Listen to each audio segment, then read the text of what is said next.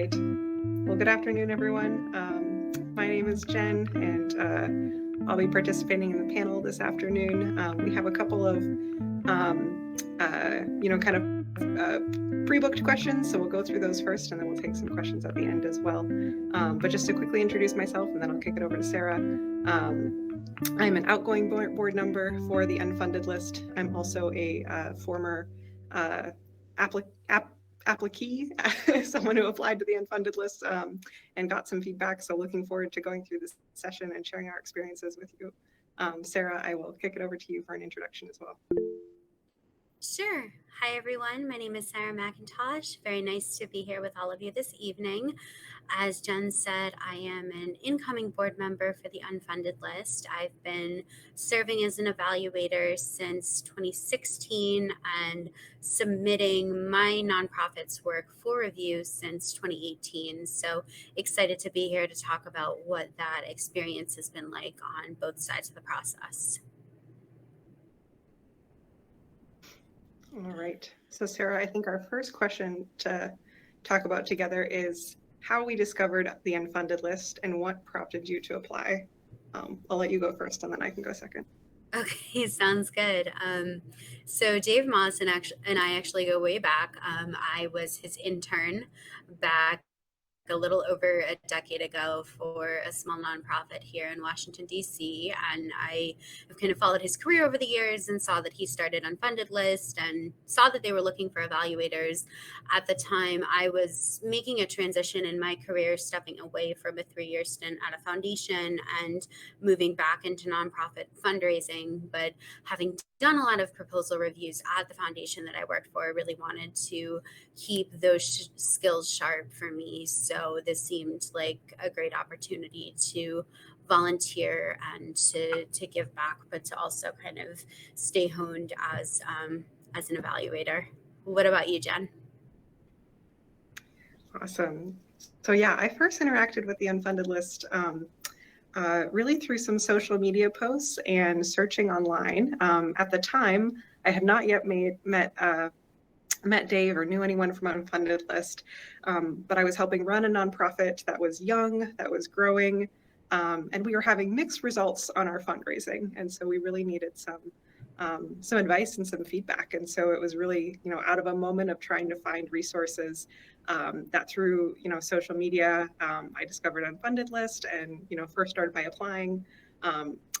Really got some good feedback and experience, through that process, and then eventually moved on to become part of the board for several years, and had a chance to work with Unfunded List through that, that path as well.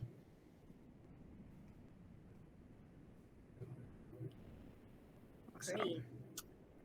I'm looking at our next. Yeah, our next question. Clarify, did you evaluate or apply first, and what got you to do the other?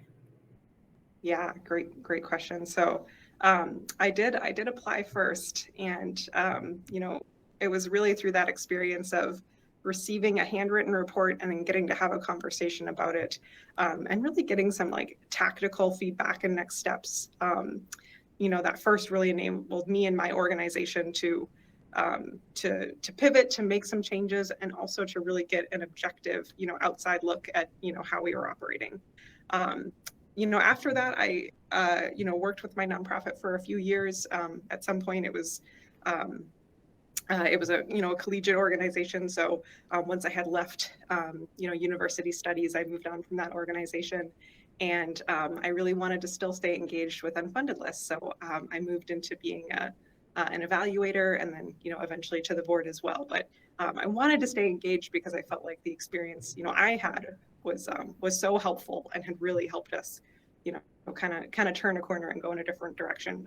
I wanted to be able to help provide that for others. Sarah, I guess same questions to you.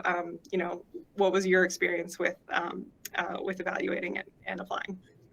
Yeah, so I kind of had the opposite journey. I started as an evaluator, and then a few years later submitted my nonprofit's work for feedback from the Unfunded List. And I always saw the value in the reports that the Unfunded List turned out, the quality of the feedback. I think the only kind of barrier for us was that I had somehow had this perception that, oh, we were too big to apply and there was like a size limit. And then talked to Dave at a conference one day and found out that that wasn't the case, and we were welcome to submit for specific programmatic initiatives. And that's been my organization's approach to applying for the unfunded list. We have over 40 programs and services that we fundraise for. So each round is really a unique opportunity for us to get feedback on a different program and a different service that we deliver.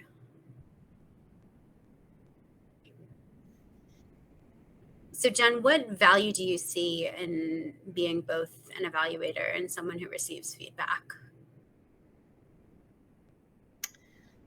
I think it's been it's been interesting being on both sides of the experience now. I think certainly as a recipient of feedback that was so strong, now as an evaluator, my goal is really to make sure that I'm giving that equal, helpful, thoughtful, candid feedback, to proposals that are coming in, and as much as possible, trying to connect those nonprofits or those organizations with resources that could be helpful to them.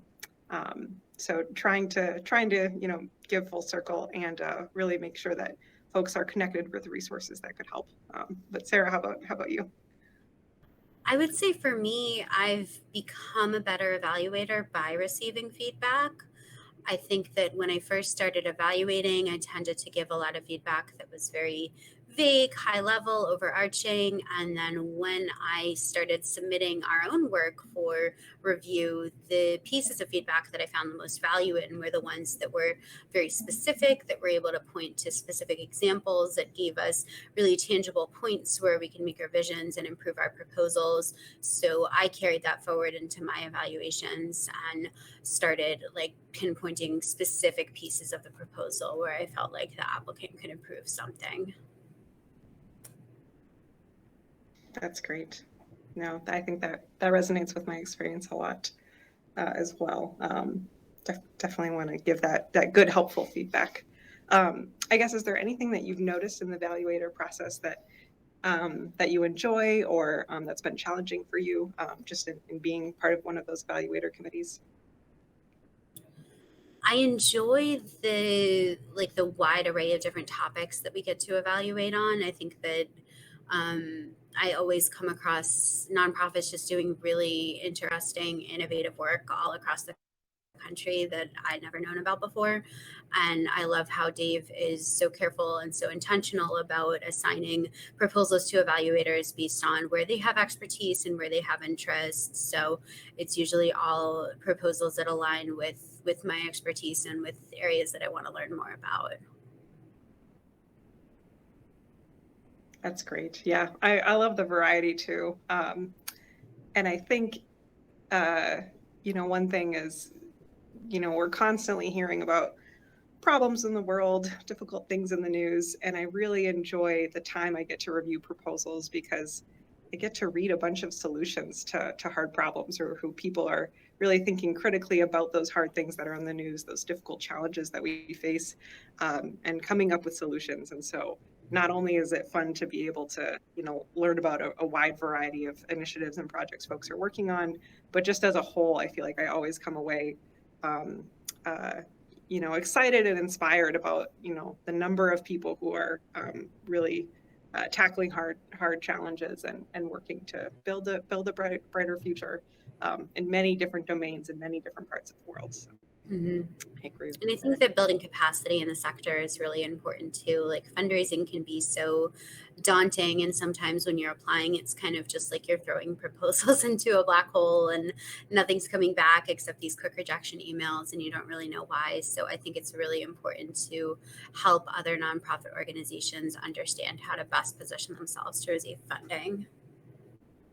Yeah, I really agree with that. I think when we were first applying to any grant or any opportunity that we learned about, it's daunting and challenging, and you get a couple of rejections, or you also get some approvals, but you're going through really putting everything about your organization out there, and and waiting to hear back from folks. And so I think the other thing Unfunded List gives you is really a community of of other organizations who are going through similar things, connection to reviewers who work for a wide variety. You get the opportunity to learn from, if you're a new organization, more experienced organizations, or vice versa, you might see something that a younger organization is doing that's interesting as well. So that support, during the process, I think Unfunded Lists, plays a really important role in, like you said, building that community, building that capacity. It's great.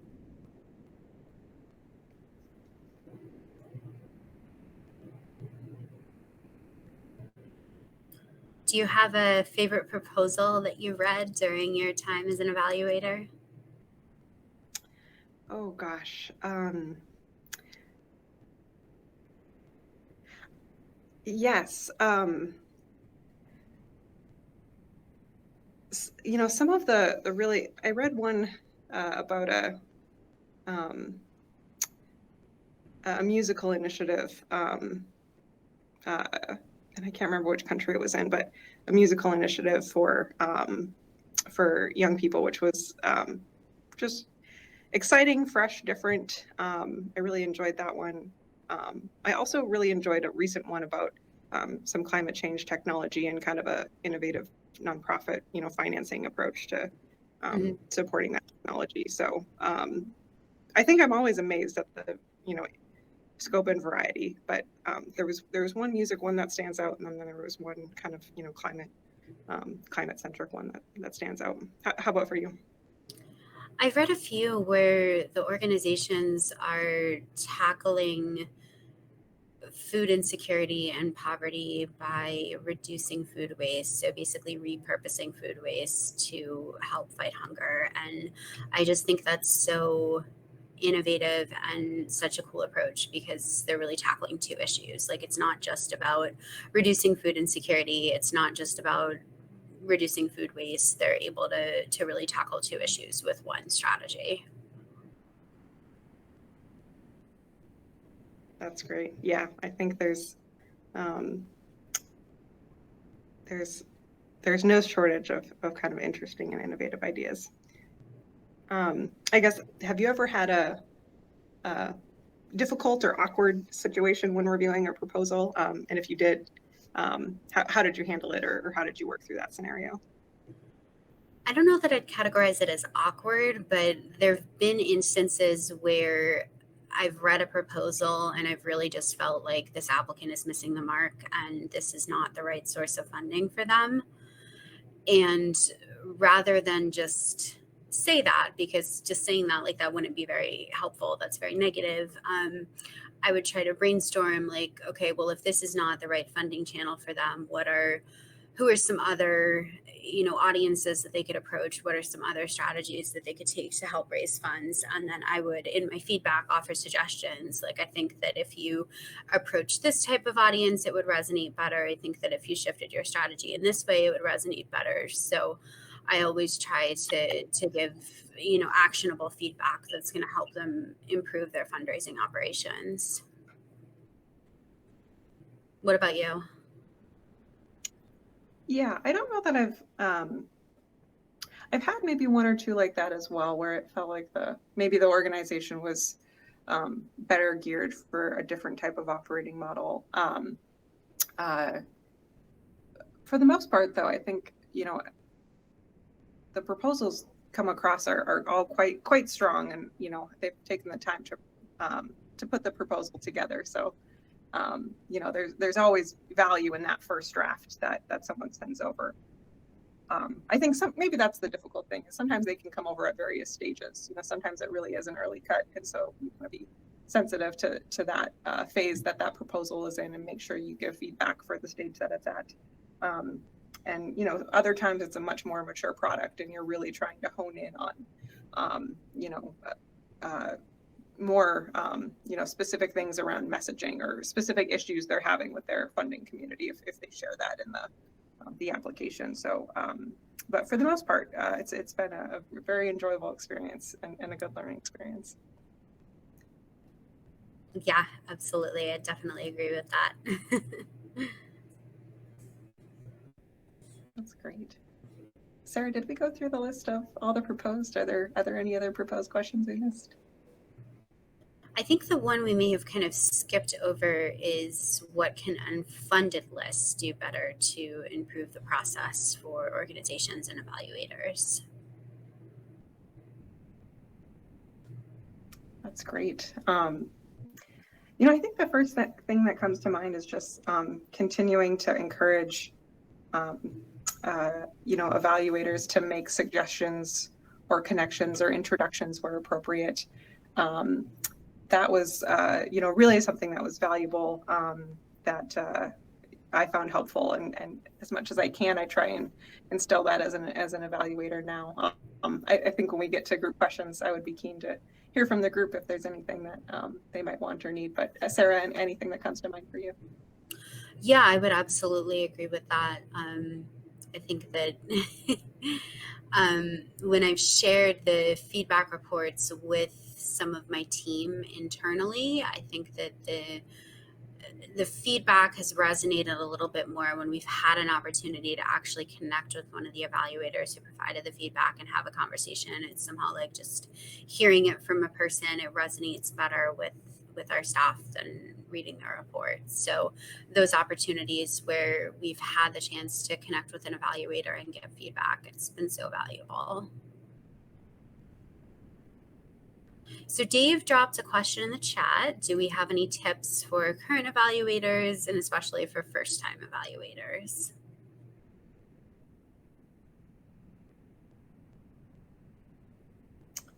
Yeah, I think for first-time evaluators, I would definitely say, take time to read through the resources and materials that Unfunded List has, things like this webinar, but also some of the kind of primer material. Those can be really helpful in, getting oriented to how to answer each of the questions and what type of feedback to provide. And then, if possible, I try and put myself in the shoes of the person receiving the request. If they added notes to their application, that can be helpful to understand, what are they struggling with, or what are they really looking to understand? Did they have a recent success, or did they have a recent challenge, submitting a proposal? Trying to put myself in their shoes and, writing feedback or making suggestions that, I think or I hope will really answer the types of challenges that they're facing. How about you, Sarah? Yeah, so personally, when I'm reviewing a proposal, I do an initial read of the proposal without looking at the questions in the template, just to really pull out like what are my initial impressions, what are the strengths, where are the opportunities for growth, and then I do like a second review, actually going through looking at the questions that are in the Unfunded List template and answering all of those. And sometimes I'm able to just plug in my initial impressions because they coincide with the questions, and other times I'm really going back and like doing a deeper dive to see where a specific piece of information or section of the proposal lies. So I guess my advice is kind of like, use the questions that Unfunded List provides, but also like bring your own filter and your own lens to it as well. Yeah, I think that's really thoughtful. I try and do that as well. Take like a clean view of all the materials. But that's a good suggestion. That does help to kind of orient your thoughts around. I think the only other thing I would add is helpful sometimes to visit the website as well if they have one, just to get a sense of, how they're situated. So Dave pops another question into chat. He said, we both mentioned reviewing reports with our team. Can we talk a little bit more about the conversations we've had?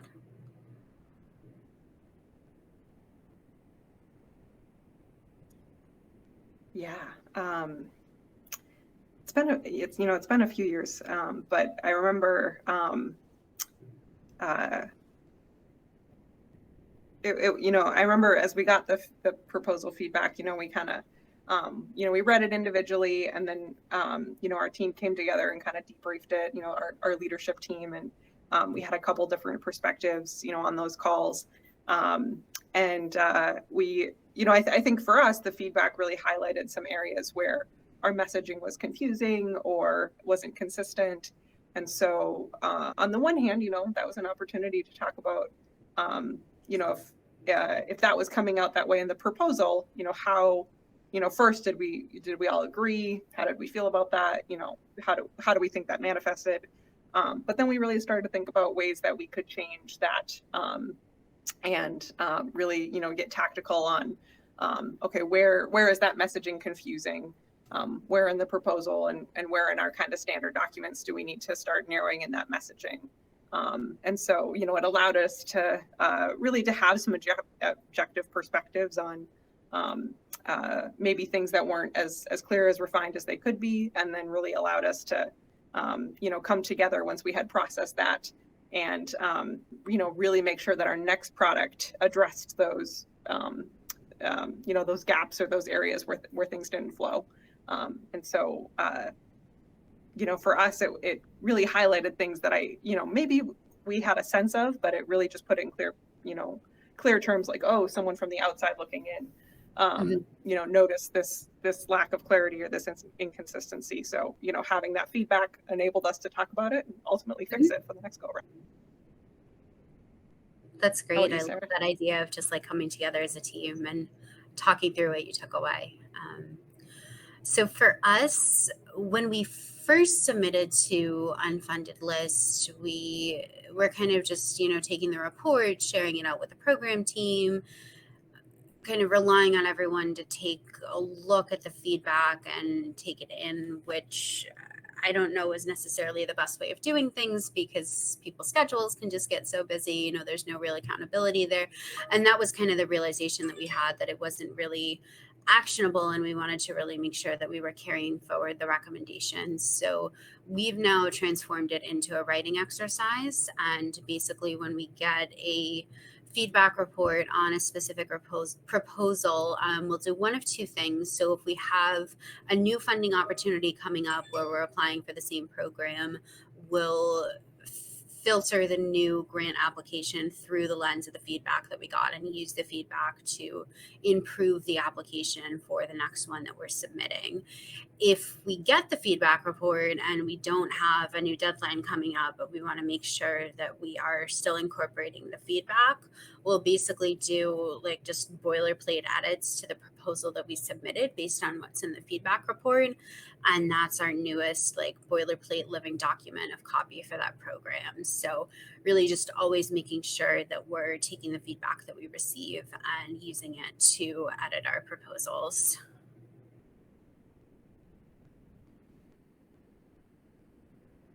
That's great. So really kind of building that into some repeatable processes and long-term planning. That's fantastic. So Dave has what he says is his final question in the chat. He says, I hear from hesitant first-time reviewers, often who are afraid of being wrong with their feedback. How would you encourage them?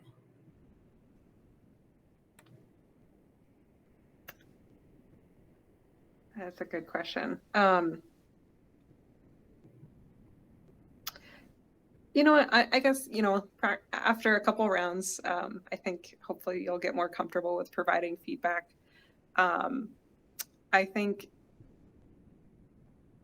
sometimes, you can wonder, is this the right type of feedback? Sometimes, maybe you want to communicate something that might be difficult or might be hard to say, or, you want to be thoughtful in the way that you share it, but you also want to be, give that good, authentic feedback. So I think, it can be helpful to just, save your drafts as you go along.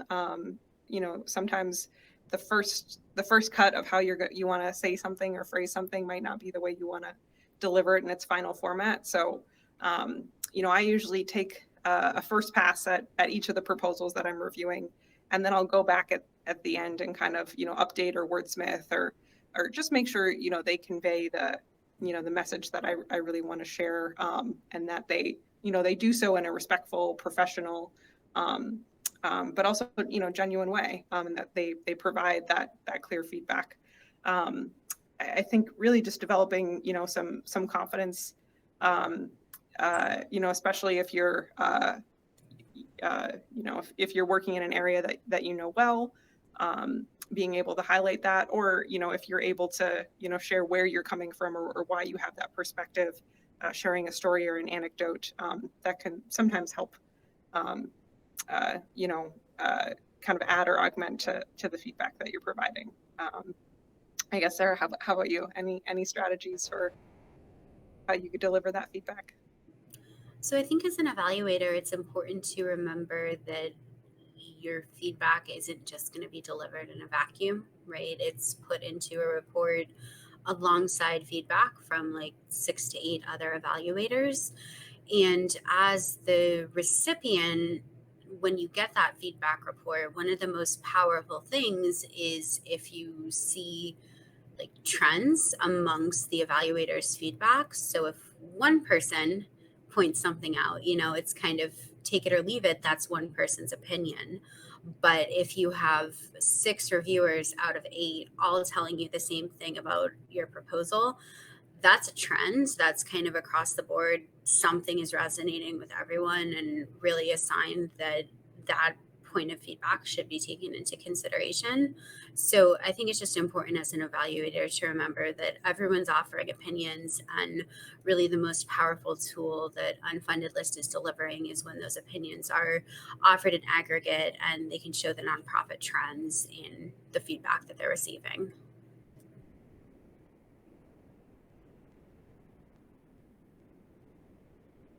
Yeah. So, Jen, one other question I wanted to ask you, as you're transitioning off the board and I'm transitioning on, do you have any guidance, any thoughts to offer to me based on your experiences?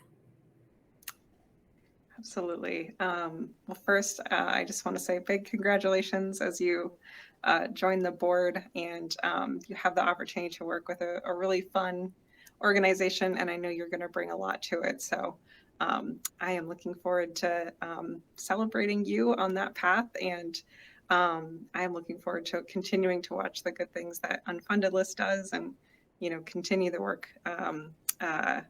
Continuing to support as a reviewer. It really is what you put into it. The time that you can take to, think about what skills and expertise and perspective you bring to the board seat, and then think about how you can and want to contribute, and then once you've started to define those things and had those conversations, with the board, and with the rest of the unfunded team, trying to really carve that time if it's every week or every month, to make some actionable work on the board. And your specific focus could be in a number of different lanes, but really, making that time and really guarding it, making sure that you're spending time every single month working with the organization. As the adage goes, you get out of it what you put into it. So definitely making time to do that, and then also make time for Taco Tuesdays with with Dave and Margaret when you can, whether virtually or in person. For most part of my board tenure, it was during the pandemic, or I was working virtually, and we always found ways to come together every month to work together, also make it fun, and every once in a while share a taco, whether in person or virtually. So yeah, I would just say really invest the time, think about the skills and experiences that you have to bring to the organization, and find a way to contribute those, and also it might be an opportunity to try out a new skill or stretch into an area that maybe you haven't worked in or operated before, and would be of value to the organization as well. So I'm really looking forward to to watching you on this journey and continuing to support Unfunded List as well. Thank you so much. That's all great advice. I love that. Yeah. I guess, Sarah, was hoping to ask you, what are you hoping to learn or give out of your experience joining the board? It's a great question.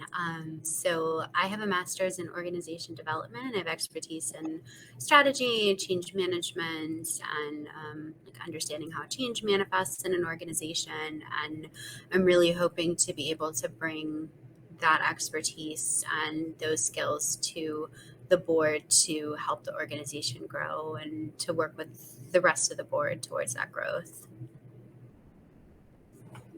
Fantastic.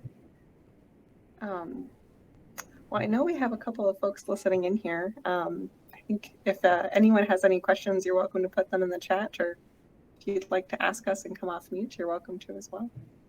And for those of you who might have joined late, both Sarah and I are evaluators with the Unfunded List. I am an outgoing board member, and Sarah is an incoming board member. So, we are here just, chatting, sharing our experiences, some commonly asked questions we get, and then, also happy to take any from the audience.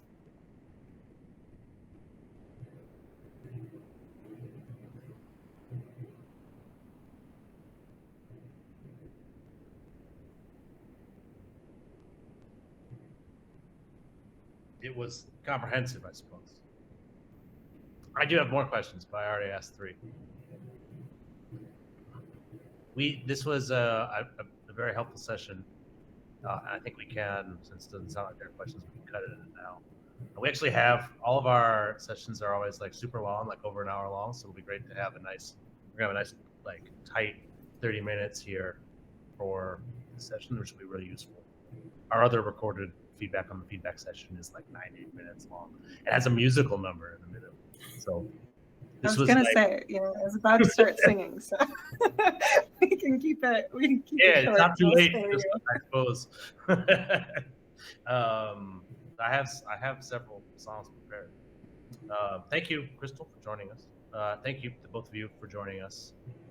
We'll edit this into a good session. Like I said, I want to ask one more question. I know I said it was the last one.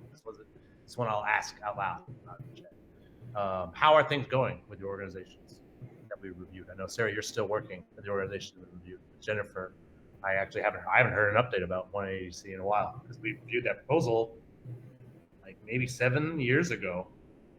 It was several years ago. Yeah, so they're doing well. They have, it was good. I think they've really reached a stable operating model. I think, part of at the time, the organization, we were really thinking about what is the identity of the organization? What's the right mix of staff? What communities do we operate in? And so I think a lot of those, questions have been, worked out and refined. The organization is still going strong. I think the founding year, we say, is about 2010, 2011. So it's been operating for a couple of years. They've really done a great job working on leadership transitions and succession planning. So, it's been fun for us who, maybe the first or second or third generation who have moved on to be able to continue to watch it operate and operate in a sustainable fashion. That's been great. So we're really proud. That is awesome. I've seen, from my vantage point, I see a lot of organizations come and go, lasting for not just 7 years, but since you said 2011, that's a long time, almost a bar mitzvah. And that's I've seen, we've seen some stuff, especially from the beginning, that seemed really solid and really good, but it's very hard to keep an organization going. It's not just funding, like you mentioned, leadership with a collegiate organization, particularly, to keep it around that long. Very impressive. Sarah, we have a proposal from you this round. So I suppose if I want to know how it is, I could go read it. But, what's the state of community health in DC? So in terms of how our fundraising efforts are going, my biggest struggle is unrestricted flexible funding, because there is so little of it available in the field. And I have a team and a budget as such that our restricted grant funding grows and grows and grows every year. And that's great for our programs, but there's still, goals that we need to reach for unrestricted flexible funding. And I've seen a lot of funders scale back this year and last year, which has made things very difficult. We experienced like a large influx of funds during the pandemic as a community health center on the front lines of COVID. And now that a lot of that money has, kind of gone away as the crisis has subdued, we're really having to strategize about how do we bring more funders and new funders to the table. Has it actually subdued? Like, is COVID no longer an issue for Mary Center? It's not that COVID is no longer an issue. It's that I think it's not, the hot issue for the funding community anymore in the ways that it was in 2020 and 2021. It's still something that we're very much addressing. We launched at the beginning of this year a long COVID clinic to help address some of the long-term symptoms of COVID-19 that people in the DC region are experiencing. Particularly those who don't have insurance. There aren't many clinics of that kind here in this region. So that's a big project that we've been launching. Well, keep it up, both of you. Thank you again. David will get this all edited up, smoothed out. We'll add some graphics, some intro music, and everything's gonna look great. I really appreciate it. Appreciate everybody for showing up and listening in. This has been the first session of the third virtual symposium for inclusive philanthropy. It's been a pleasure to include all of you. Thank you, David. All right. Good evening, good night, good morning, wherever you are in the world. Have a good day, everybody. Bye. Bye.